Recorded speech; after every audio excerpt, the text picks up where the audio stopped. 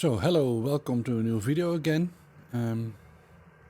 It's going to be the last video of the year, and this was basically, as promised, the ride back from Nieuwegein, where we visited the windmill we just saw, back to Utrecht. And today I'm going to do it a little bit different, because we are going to talk about the topic of commuting and about let's say some myths about bicycles, and I think they also relate to e-bikes. And if you want to drive in the Netherlands on a holiday or in general, let's call them the new reality. Why are bikes getting more popular again? Not just infrastructure, but I think also partly it's the bike itself. So I got stuck a little bit in this area before we get going. And I figured I left it in because it can kind of see it's nice if you're with your kids here. It's a kind of a nice sort of area. I'm pretty sure in the summer it will be quite nice. Almost ran over an employee. So about 5 or 6 minutes into this video, what I will do, which is different, because we are going to do what I would call a commute ride. It's going to be a little bit boring because we are riding next to the canals, and I will take that opportunity to use a little bit more of overlays over the video to explain a few things and talk about these myths. So the first 5-6 minutes I don't want to destroy the video, so since we are in quite a nice area, so once we hit the canals I will take the opportunity to talk about that and to show you some stuff. Of course I'm doing this voiceover as normally I do, and later do the include the overlays over the video. So that might not be totally in sync, but we will see what happens. So again, this is quite a nice area in Nieuwegein or Nieuwegein. So to the park which we drove in the previous video. It's still kind of coldish, which is and windy, which is difficult to see on this video, but we will get back to that later, because that does have its effects.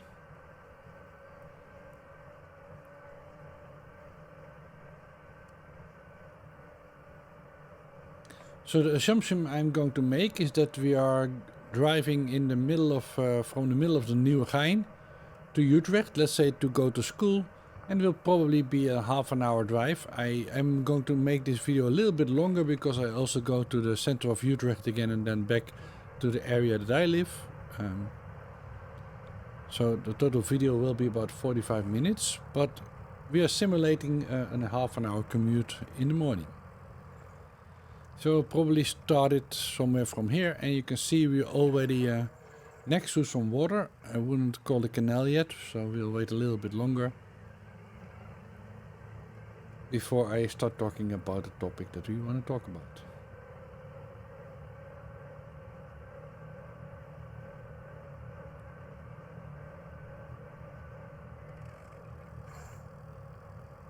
So we got feedback from a few of you about the position of the helicopter view, which I will do in the future on top. I did notice that I forgot to change the title of the little arrow in the helicopter view, so it now tells us Bosch e-bike tour Utrecht, which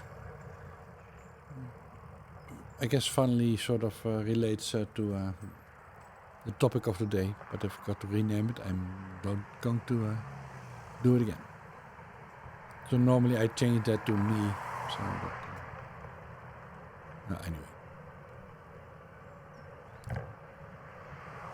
So we are now kind of in really part of Nieuwegein, although it's an outskirts. But let's assume that you live here and you need to go to centrum of Utrecht to go to work.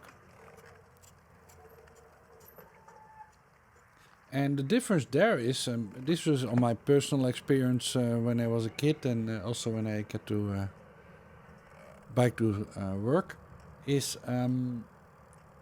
I personally would always pick boring ways to cycle and quick ways to cycle.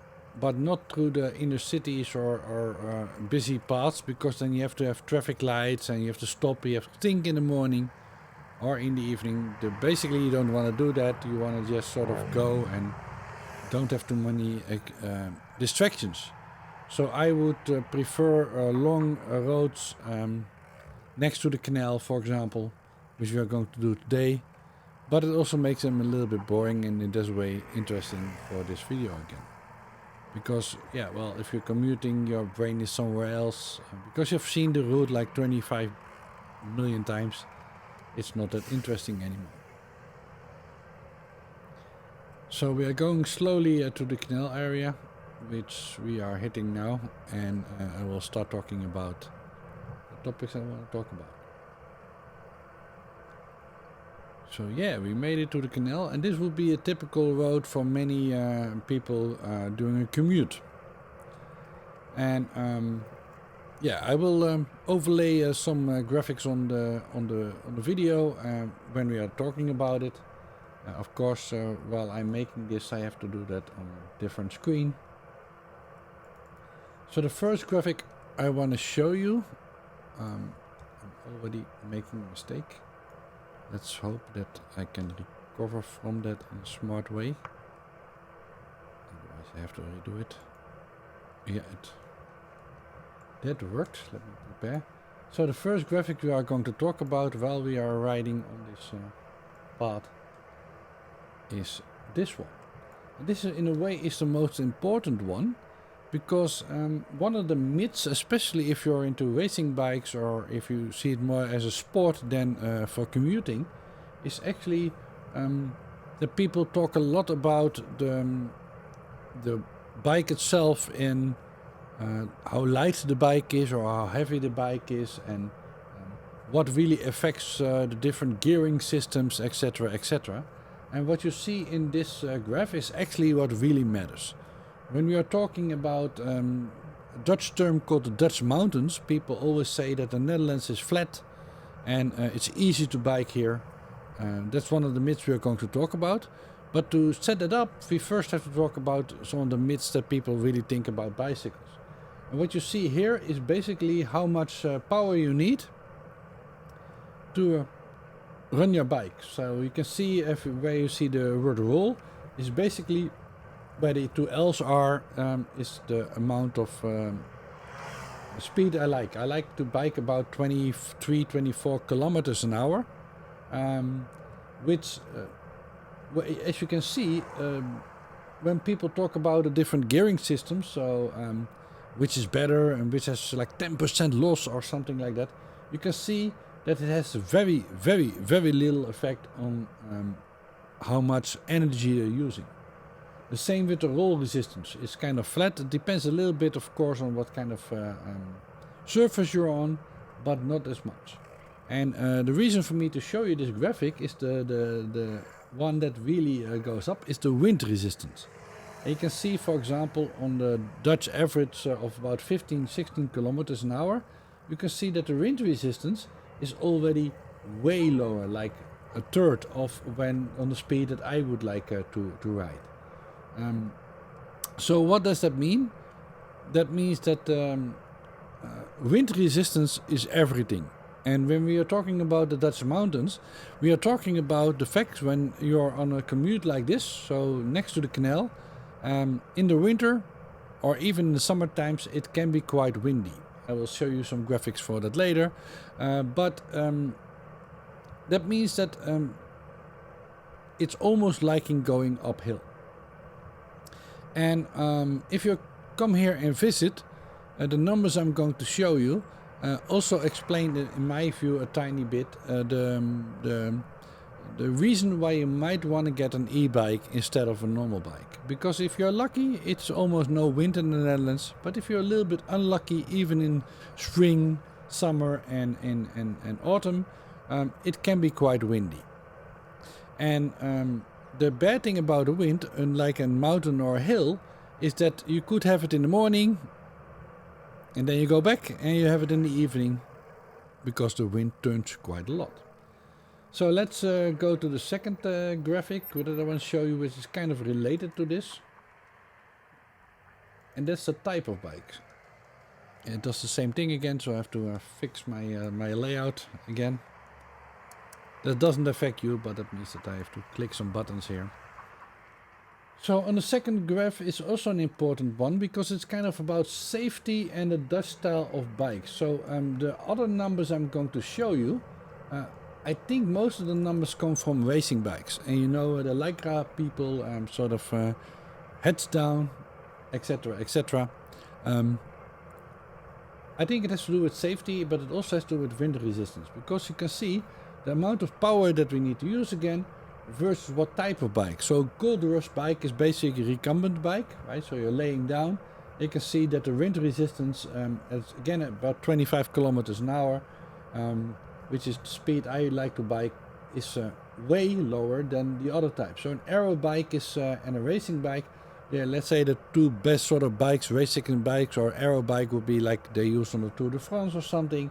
And you can see the wind resistance is already way higher, but see how it compares to a Dutch style bike, so an upright bike. You can see that the amount of power needed for that is almost 3 times as much. What's more interesting, and it also explains to you why the Dutch average on a normal bike is about 15-16 kilometers an hour.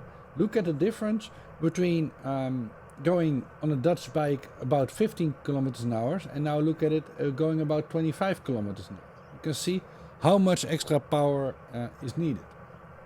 Now, why do I think that's important? Well, I think sitting upright is more comfortable. It's also way safer. It's one of the reasons why we don't wear a helmet. It's not because we are stupid, would be a bad way of saying it, but there are other ways to make biking more secure. Of course, the road, the speed of the cars. It's very unlikely you get injured badly if the cars are going only about 20 miles an hour, so 30 kilometers an hour. But also sitting upright and seeing where you are going is way more important than people think. So the upright bike that the Dutch use, and also I use, it's just a nicer way of riding, but it's also a way safer way of riding because you can see others can see you. And we talked about this negotiation with other people in traffic, cars, other bicycles, and pedestrians. They also need to be able to see you, right? If you're sitting upright, you're easier to detect, etc., etc. But it comes at a cost, and here you see what the costs are. The costs are that you use way more power. Now, of course, but it's a technical thing, I guess. You probably got it at school, but just to remind you that if you wind resistance is not linear, it's expansional. I never know this word. It's not. Oh well, you know what I mean. It doesn't go up linear; it goes up exponentially, and you can see that happening here. So we go to the next graphic.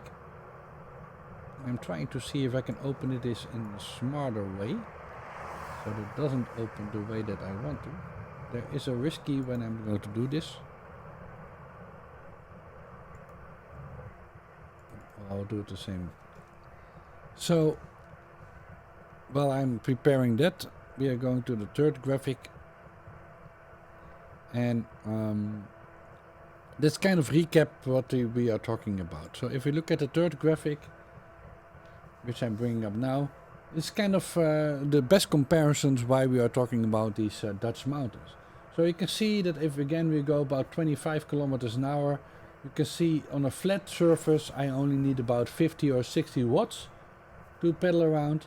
But if you have 20 kilometers wind against me, I will show you how much it is. You can see that I almost need double the power, right? And it's kind of like climbing up an 8% hill at about 15 or maybe even 12 kilometers an hour. So you can see what we mean with the Dutch mountains. And the mountains can be quite long, because if you're driving on this road in the morning, it might be 20 minutes of wind in your face, 20 kilometers an hour. I will talk about it in the next picture.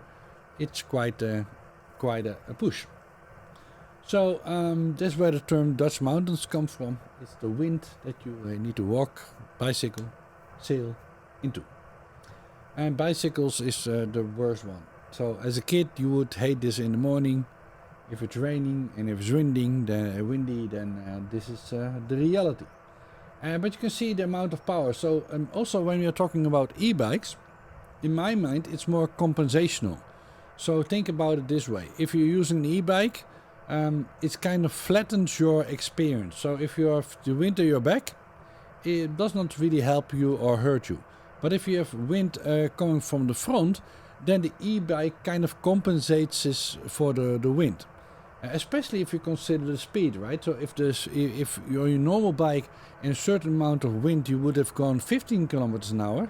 You can now go 20 or 25 kilometers an hour with the same amount of pressure.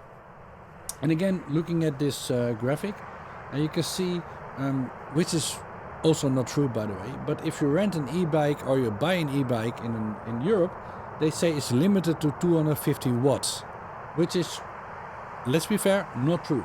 The one that I use, and which is also the most popular brand, Bosch, that one on average has about 600 to 700 watts, really. They are just limited on the speed of 25 kilometers an hour. So the wattage is kind of, everybody says it's 250 watts, it's never 250 watts. Like I said, the most popular brand will probably be 600 watts. So you can also see why that makes sense, because if you say that in 20 kilometers or 25 kilometers an hour it needs to help me 300 or 400 watts, you can clearly see that the total wattage that we are using in this graphic would be about 500 watts. So if you ever pedaled 500 watts for a long time, you know it's going to be extremely tiring. And a very good bicycle racer in the Tour de France would do about 450 watts for a long time. So that's not what you want to do if you want to commute. So let's assume you bicycle. I would normally put in about 150 watts to go 25 kilometers an hour. It's not weird that the bike itself still, if it's windy, have to add about 300 or 400 watts. And I think personally that's totally acceptable. So what do I gain from it compared to not cheating? And I'm doing air quotes now. Not cheating means that I can go, let's say on average 23 kilometers an hour instead of 18 kilometers an hour. And I am cheating because I can sit up more right? I don't have to hunch down like a bicycle, racing bicycle. I can sit up in more Dutch style. But both of these things, going 5 kilometers an hour faster and sitting upright on my bike, does mean I'm spending way more energy. And my personal view is that e-bikes are becoming more popular and more accepted because it basically compensates for that. So it means that you are not really cheating, you're just making yourself more comfortable and you make yourself a little bit quicker. So let's 5 kilometers an hour quicker. It's pretty good win. And sitting up more upright and having a more, let's say, stable ride, right? The wind, no wind, etc., etc. I think that's a fair comparison. And also, I also own a bike which doesn't have an electric assist, and the numbers that I'm getting from there are the same. I spend about the same amount of wattage or an amount of calories per hour of bicycling than on my e-bike. I just go 16 kilometers an hour, 17 kilometers an hour, and I get tired when I go uphill more than when I'm using the e-bike. So it's, I think, a pretty fair comparison. So let's go to the next graphic. And now, by now I know I have to do the same trick again. So move this over. You don't see that, but I do. So what are we talking about? So when you're talking about 20 kilometers of hour wind, what does that mean? So here see in Dutch, because I couldn't find another one, but I think knots is what some of you will be used to, or gale forces, right? So 1 to 12 for the wind numbers.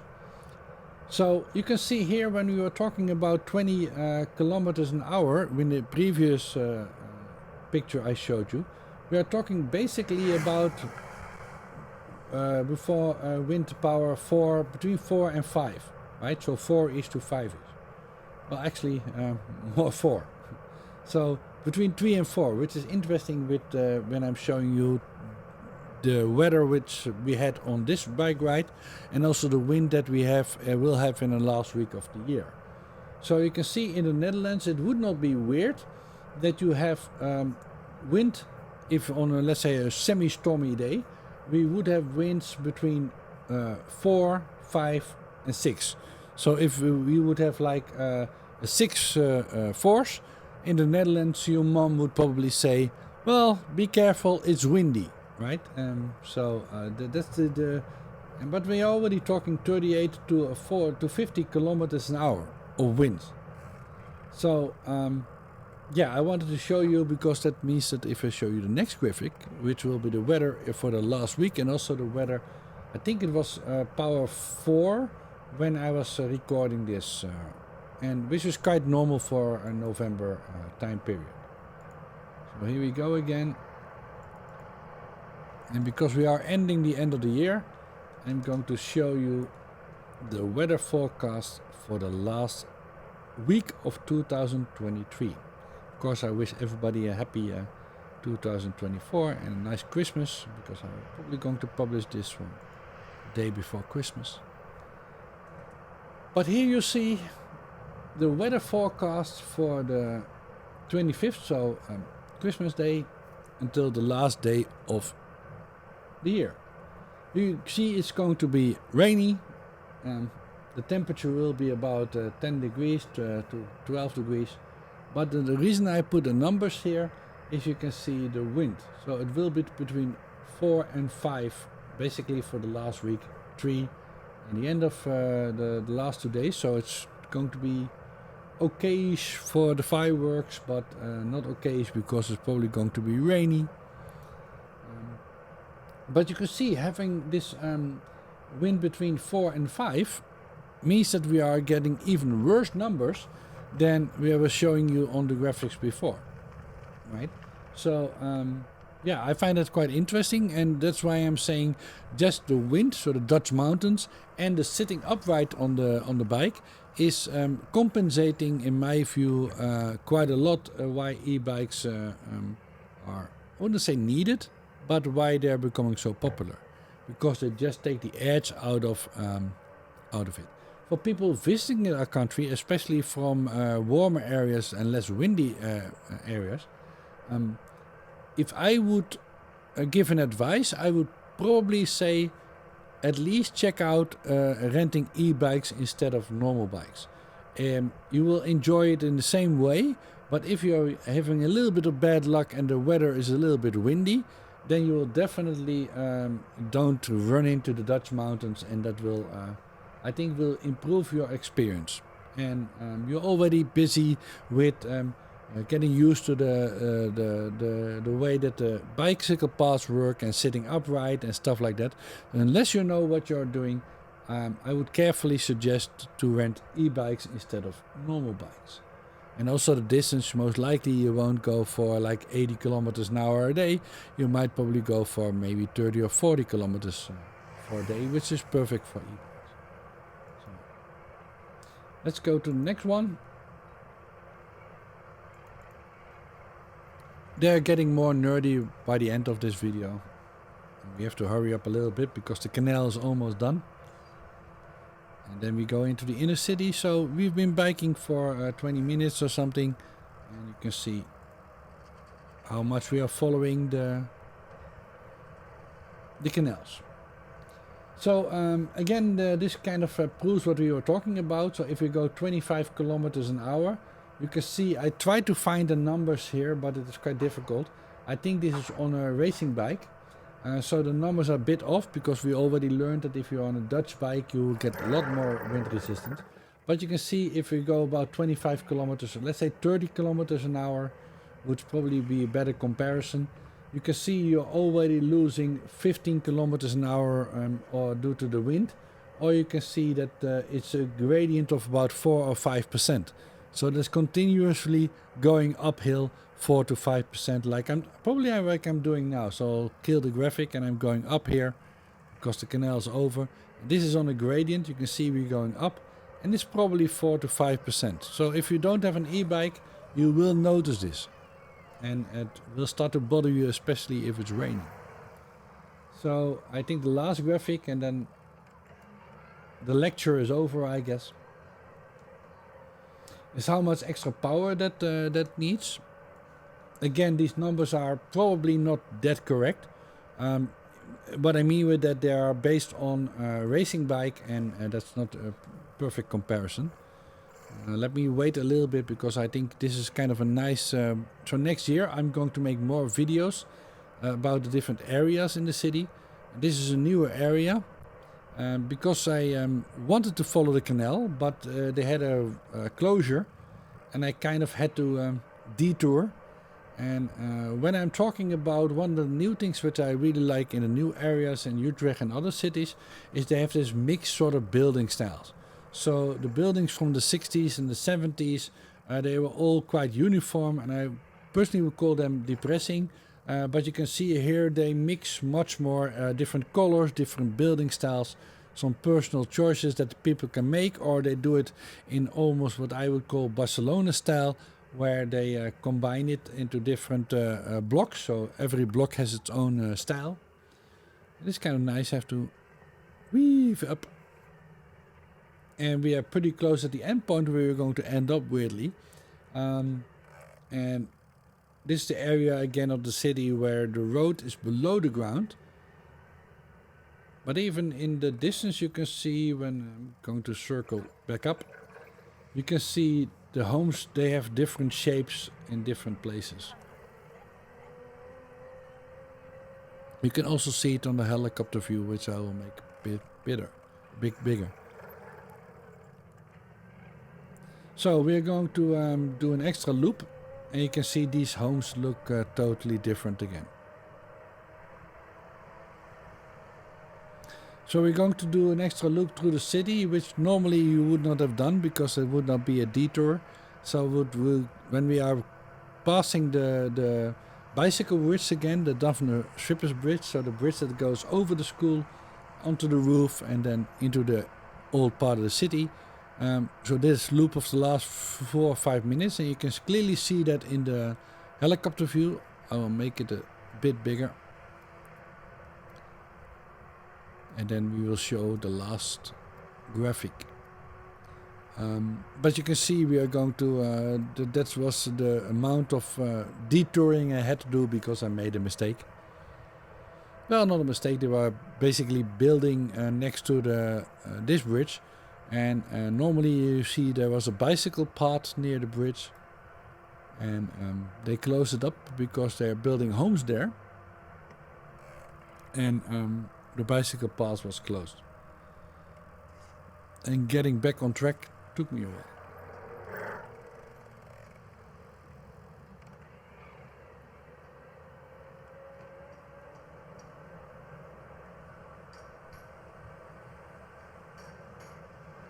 And here we go back onto the...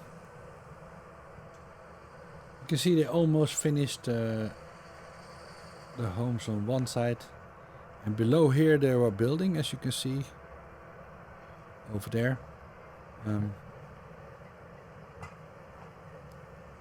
That's why we had to detour. But we are on to the Daphne Schippers Bridge again. And we're going to go on the roof and then circle back down. But if this is not your first video watching from me, then you've been here many times. Or at least several times.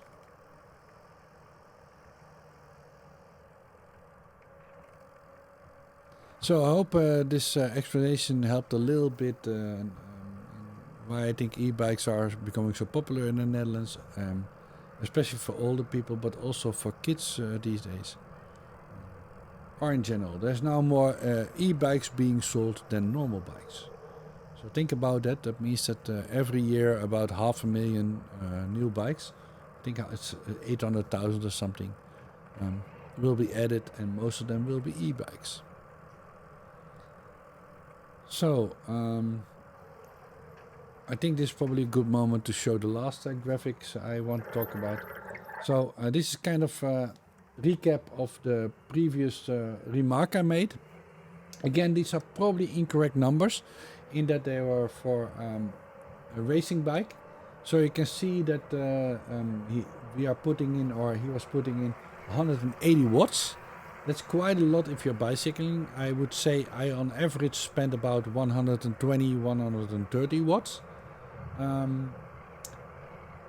to get to 30 kilometers an hour. So let's assume that it's 25 kilometers an hour on a Dutch style bike and not 30 kilometers an hour. I think that's probably a fair compensation, because this was a racing bike, so people are leaning forward, having way less wind resistance. But you can see if we go for 25 kilometers an hour, let's say 23 kilometers an hour, you can see that we are spending about, let's say 25 is easier to calculate. You can see that we have to spend 500 watts. Now, I would say that in this amount of headwind, I would probably bicycle against about 200 watts myself, 180, 200 watts myself. So that means indeed I'd need about 320, 330 extra watts on a flat surface, right? We are not going up a mountain or anything. We are just compensating for the headwind that we are having. So that means the 300 watts is basically what the e-bike has to supply for me, right? So what does that mean? That means, if I just recap, that if I go 25 kilometers an hour in any other country and it's not windy, there's almost no wind, that I'm spending 300 watts less power than if I would be driving in a okay headwind in the Netherlands.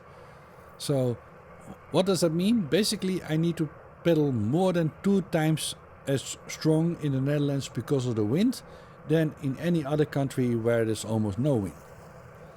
So again, if people say the Netherlands is easy to bicycle because it's flat, which is true, but don't forget about the wind.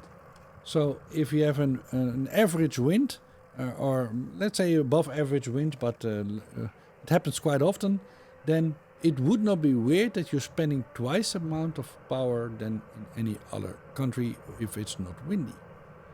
So that's why they're called the Dutch mountains. So back to the normal loop. So we are back on our commute, right? So we followed the canal. So let's say we cut about 8 minutes of the last moments. You can see these nice bridges. This is also a part that you see in a lot of videos. So the top view to see that is kind of nice. Since I assume you have already seen it, I will go to the helicopter view for a second. And you can see the old bridges. The top area, what you see with the curving building, is basically the start of the central station area.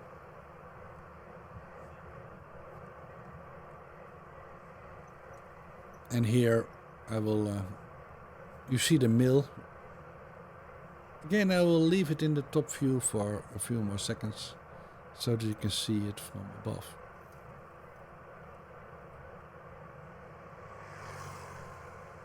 And now go out of it and you can see that indeed there is the windmill.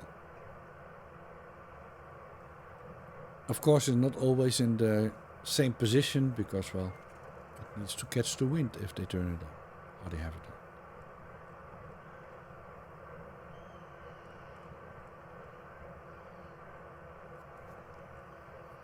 I will put it in the helicopter view again because I think you can see this is a little bit of an older picture from Google Maps. It's still kind of like this, but also they already changed it because this is still one of the most confusing or let's say parts of the inner city road-wise. They are going to redo this in the next few years. But here, of course, the bicycles, quite a lot, cars, trains, trams, all come together. I'm not sure where I'm going now. Oh, I'm going this way. Yep. You can see everybody sort of doing their own thing. So hopefully you enjoyed that part while we bicycle back to from the inner city of Utrecht, which we are still in here, back to Nieuwegein, which is the second city center. So if this is your first video, then I hope you enjoyed it in a way, but I explained this before in other videos, but we are now going from the inner city of the old city of Utrecht, which is the fourth biggest city in the Netherlands, and we're going to a new city area, which is called Nieuwegein, and it's has about 100,000 new people there, living there. And the road that we are now taking, yes, I'm going to a red light because this one is broken. It's always on red. 99% of the time it's on red, except for the last two lights. They are on green, so I only follow the last two lights. But this is kind of a main artery between these two city centers for bicycles and also cars, I guess, and the buses. So all the buses go in the middle, and they go directly from one city center to the other city center. And the buses in Europe in general, but especially in the Netherlands, they have most of the time their own pathways. So that means their own roads. That means that they don't get stuck in traffic, and it's a very good way to get from one city part to the other city part. Normally the buses, even with the stops in between, they should be about the same speed or a little bit quicker than I am on the bike. And also for emergency vehicles, so the police, the fire department, they will also use these roads in the middle to get where they need to get going.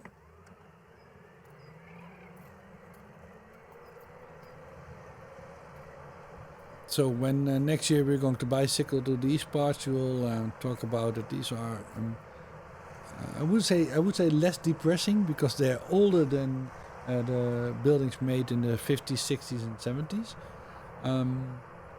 So after the Second World War, these were already all here, and I will also talk a little bit about the history of this area.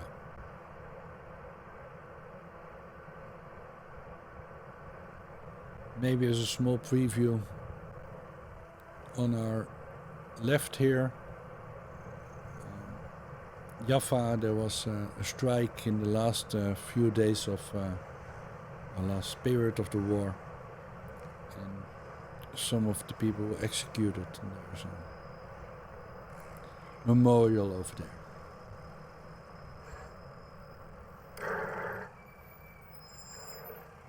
And again, a small park coming up on a helicopter view.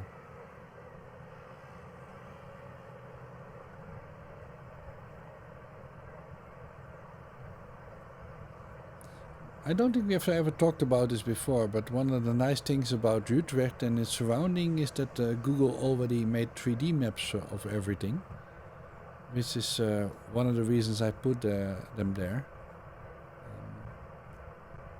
I'm using a program called Commute, so if you want to try it yourself,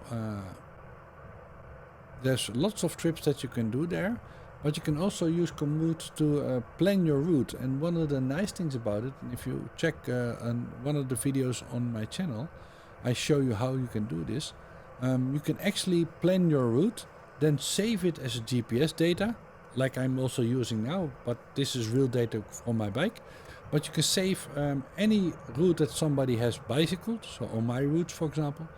But you can also just plan one, and it will create this GPS data for you.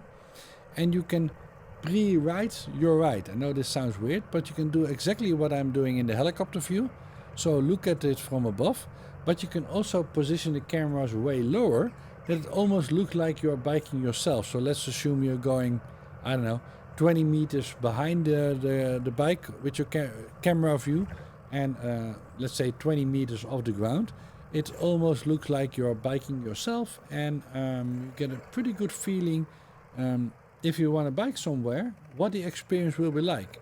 And the nice thing about it, it won't just work in trips already taken, but you can do that before you come here, and you can do that in the whole of the Netherlands. Even better, you can do that all over the world. They might not all be 3D, so some bigger cities in the world will have 3D views. Others will be like semi-3D, sort of simulated views. But you still get a pretty good idea about what your ride will be.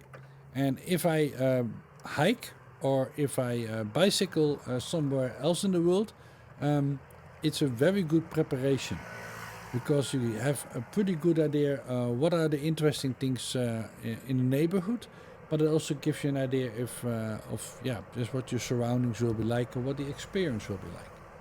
And of course, if you use it after the fact, especially if you have your GPS tracker on your phone, or your bicycling is doing it, like mine is doing it, then you can revisit or create videos like this I'm doing now. Because you have all the GPS data, and you can use Google Earth to create these types of videos I'm doing now. Well, at least the helicopter view. Even the video camera, I use a simple mount which I made myself, but you can also buy it, and mine's a little bit better because I made it myself. But an action cam which starts around €200 or $200. Mine's a little bit more expensive. I think it was 400 something. I'm using DJI Action 4, but you can see you get a really nice 4K quality video out of it. Although again, I pushed the colors a little bit today, so the bridge looks a little bit too yellow, because otherwise it was such a depressing and grey day that I figured let's up the colors a tiny bit. So we're pretty close to the end point, and we've been talking for 45 minutes again. Like I said, I hope you enjoyed this video where we talked a little bit more about commuting, what biking in the Netherlands means, and also I wouldn't say why we see a revival of bicycle uses in the Netherlands, but we are seeing, because of the improvement in infrastructure, good examples here in this area, but also because of the e-bikes becoming more and more popular, why it makes sense. And why it makes sense for the older generation, or even for school going kids, because it was never fun, whatever your parents are saying to you, it was never fun if you have to go, let's say in autumn and in spring, and if it's windy and rainy. E-bikes definitely take the edge off it. I'm not a big fan of fat bikes. I think I think pedaling is fine, but it doesn't mean that pedaling have to be so dependent on the weather. I think it's totally okay if you pedal always, let's say 130, 140 watts, which is a good amount of power that you need to put in. But just when the wind brings it to like 2 times more heavy or 3 times more heavy, I think it's totally fine if you use an e-bike.